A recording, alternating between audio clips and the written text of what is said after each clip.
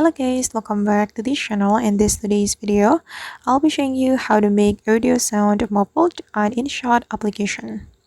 Okay, let's get into it. Here I have prepared my project on my InShot application, and as you can see guys that I have imported an audio to this project, and I'm going to make this audio sound muffled.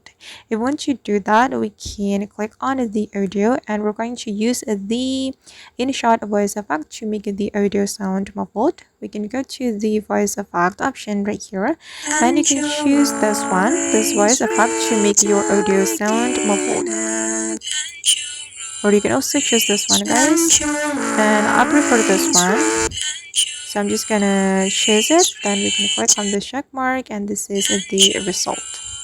As you can hear that the audio has been muffled. Alright guys, and that's how we can make audio sound muffled on InShot. I hope this tutorial will be useful for you. Thank you so much for watching, and see you in the next video.